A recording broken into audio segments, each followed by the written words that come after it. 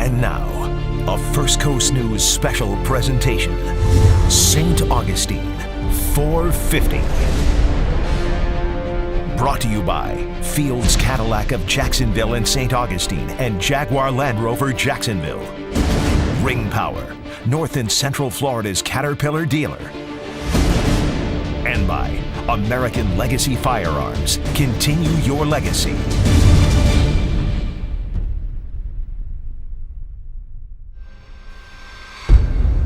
It was a risky journey. A vast sea, a fleet of ships, and a goal not yet accomplished.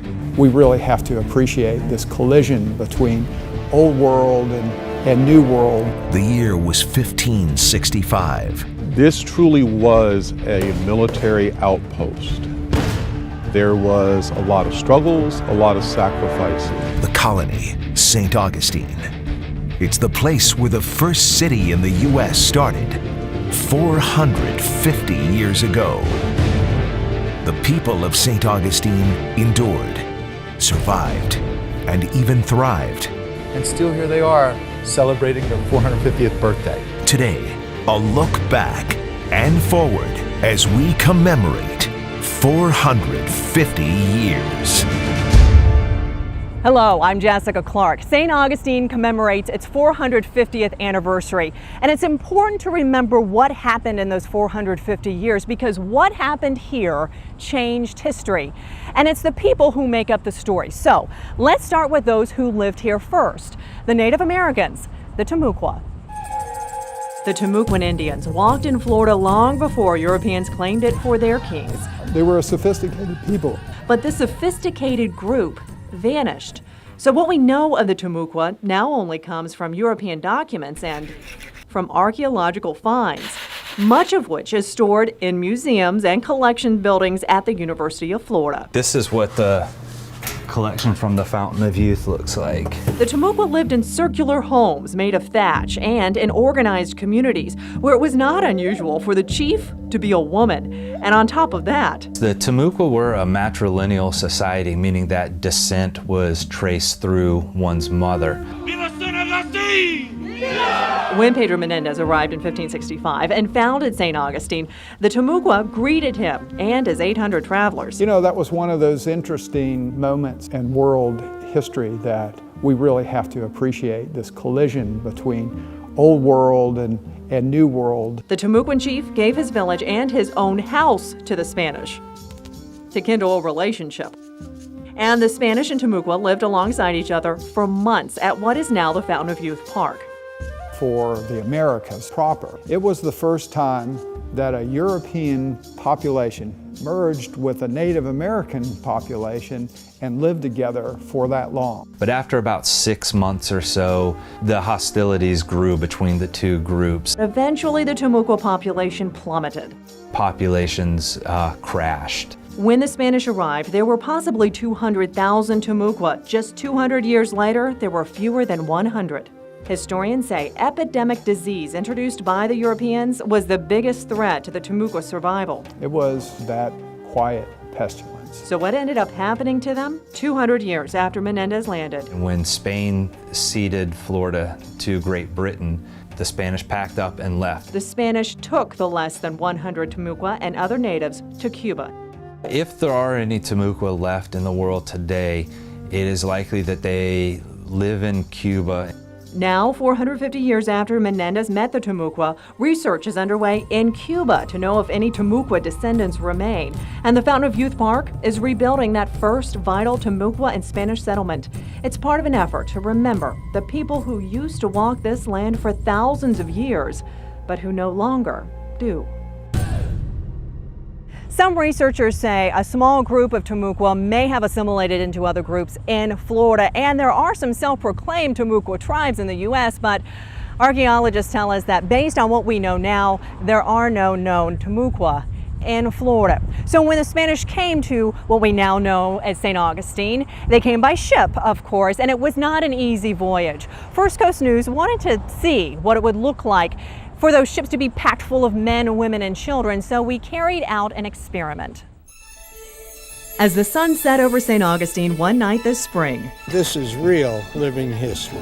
Volunteers gathered to recreate a moment from 450 years ago. It's probably about as authentic as it gets. Why'd you come out tonight?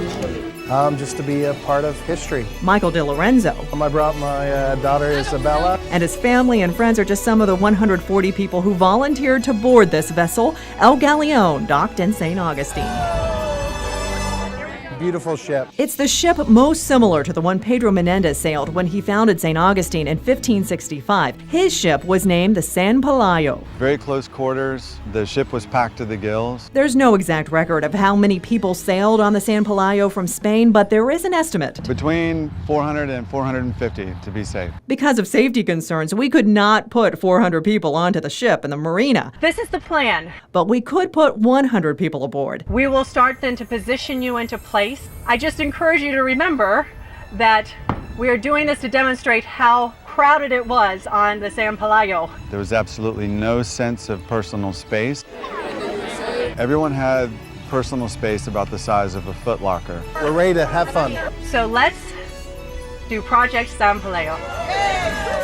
One by one, the volunteers boarded, All of the black room. taking steps back in time. It's a little bit of a historic moment during our 450th. A great adventure for the oldest city. Once on the ship, We are positioned up here. 16th century reenactors mixed with 21st century people, representing what St. Augustine truly is 450 years after this voyage, a blend of the past and the present. How is everybody up high? Are you able to still breathe? Are you so close together? On the main deck, we squeeze the people into half of the space We need to squeeze in, and then move them to the other half. And then down below on the gun deck, where it's much smaller and darker, we did the same thing. We need to move everybody in. We moved all the people into one half, I know it's tight. and then everyone moved to the other half. As close as you might be to that person standing next to you, think about eating, sleeping, trying to find a way to go to the bathroom. For about 2 months, men, women, and children sailed in hot, smelly, scary conditions. Below the gun deck is the holes where the livestock would be, so that created a lot more heat, a lot more smell. Not all of the people that left Spain made it to St. Augustine. Not knowing very well where you're going, not knowing if your vessel is going to hold. They all thought they were going to die. Everyone on the ship was praying for mercy. Okay, cut. That's a wrap. Once the footage was back at the station, our editing guru worked his magic. This is your shot with the background folks, and then when you composite in the foreground people, now you have the whole ship. You got a ship full of folks. A ship that now looks like 200 people on the upper decks and 200 people on the gun deck. For the folks in the project, it shifted their view of history. Oh, absolutely. It was crowded in there. I had no idea how crowded it was on these ships. I cannot imagine what they went through for months. The close quarters and the new images help us understand a little bit better what the first people of St. Augustine went through 450 years ago. Coming up, religion's reach. Christianity became firmly planted in what is now the United States. The feet on the ground approach to spreading the Catholic faith in the far reaches of Florida.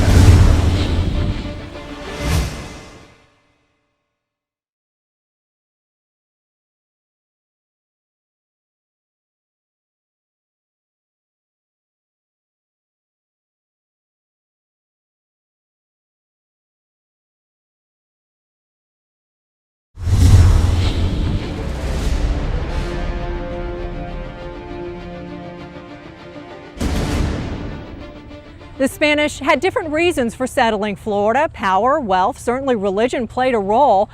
There were attempts to establish the Catholic faith in Florida before 1565, but St. Augustine is really the place where Catholicism took root in the U.S., and it was not easy. Some have called the mission of priests a journey of faith. 450 years ago, September 8th, Christianity became firmly planted in what is now the United States. Pedro Menendez founded St. Augustine with hundreds of people and 4 priests. Remember, there had been several expeditions before Menendez to Florida, but they failed for one reason or another. Part of Menendez's deal with the Spanish monarchy was to claim land for Spain and set up the Catholic Church to bring the Catholic Christian faith to the Native Americans. And that was no small feat. Eventually, hundreds of Franciscan priests arrived in St. Augustine and fanned out into the wilderness to start mission sites, often unaware of what or who they would encounter. What happens is they get here and then they start to be brought out to little villages, often accompanied by soldiers. But sometimes priests say they were alone as they walked to the next mission or to start a mission. That's part of the reason why this story is so marvelous.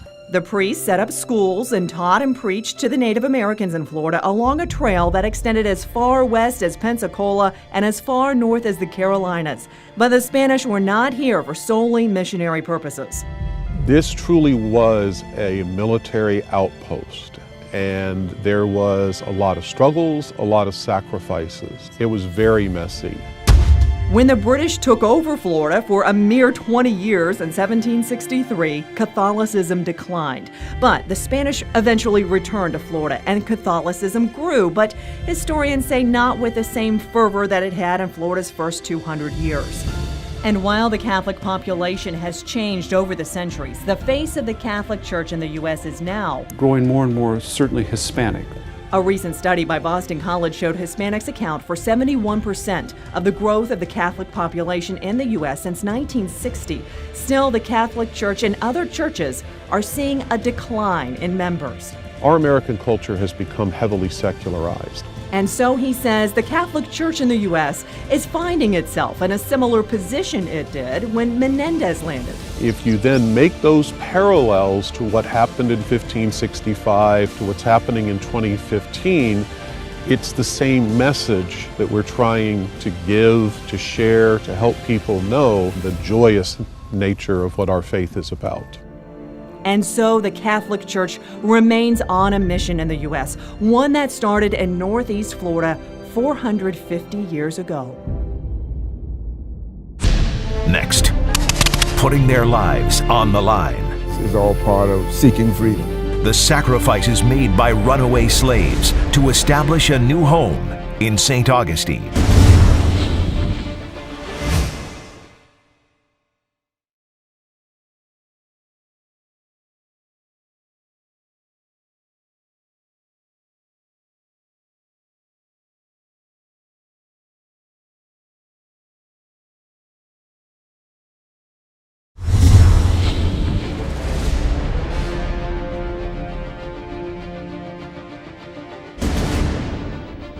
One of the lesser-known stories about St. Augustine is that it was a place of refuge for slaves escaping the plantations. Slaves found freedom in St. Augustine if they could make it here. On the outskirts of St. Augustine, there was a place, a community, where slaves found freedom. It's the beginning. In the 1700s, they were slaves that came from Charleston, Georgia. Slaves escaped on the Underground Railroad, which originally ran south, not north. They heard about Florida. The Spanish in St. Augustine gave freedom to runaway slaves, and they could live in a community called Fort Mose. Fort Mose is the first free black settlement in North America. But they had to do two things. The men had to join the Spanish military, and everyone had to become Catholic. I mean, being Catholic, defending the city, was a small price to pay for your freedom. And there were battles. The freed slaves were valuable additions to the Spanish military, and they fought right alongside the Spanish soldiers, often against the British, which both the Spanish and slaves disliked. See, Fort Mose was strategically placed. It's about 2 miles north of the fort, the Castillo de San Marcos in St. Augustine, and so it was the northern defense for the city, and that meant that anyone trying to invade St. Augustine from the north by land, like those Brits up in the English colonies, had to encounter Fort Mose first. But Fort Mose was not just a military post. Life was happening there. It was a free community. Women and children also. Children were here because families were here. More than 100 people are reported to have lived at Fort Mose. Homes were inside the fort's earthen walls, and crops were grown outside the fort. Working on the farm, making gardens and growing vegetables. When Florida became British in 1763, Fort Mose, a home to freed slaves, came to an end, and the people of Fort Mose ended up moving to Cuba with the Spanish. But St. Augustine continued to play a significant role in the fight for freedom, even into the 20th century. In the 1960s, during the Civil Rights Movement, marches in and images of St. Augustine prompted the Civil Rights Act of 1964. This is all part of the seeking freedom. Thomas Jackson was a child in the 60s. He remembers watching his friends march in St. Augustine. We were freedom seekers in the early Spanish period, and we are freedom seekers in the American period. So throughout that period, we as African Americans have been seeking freedom in some form or another. Today, the site of Fort Mose is a state park, and men like Jackson and Charles Ellis lead the Fort Mose Historical Society and carry out reenactments. But where is the fort? That's one of the things we're working on. The land it sat upon is now a small island on Robinson Creek battling erosion. A fundraising effort is underway to build a replica of the fort. Once we get the bastion wall out here, I think it will help tell the story. Until then, he and people like Jackson and others will don the clothes and fire the guns in order to share history. I do it because I have the passion to want to tell the story. There's nothing new about trying to seek freedom. Because some of the earliest African Americans sought, found, and defended their freedom at a little-known place called Fort Mose, and as a result, protected St. Augustine. It is the oldest city, the birthplace of freedom for African Americans. What a history. Coming up, digging deeper into St. Augustine's past. Well, I think there's reverence here. How one man's loss so long ago has become an archaeological treasure.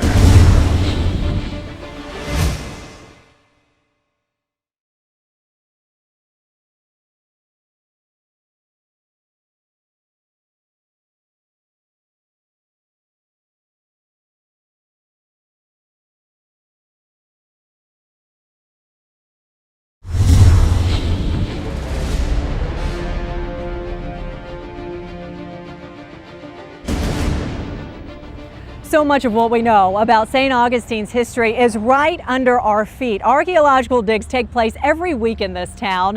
Earlier this summer, there was a find at a dig that surprised us. High five right there. At an archaeological dig, It's about 170. tucked into a construction site of a new restaurant in downtown St. Augustine.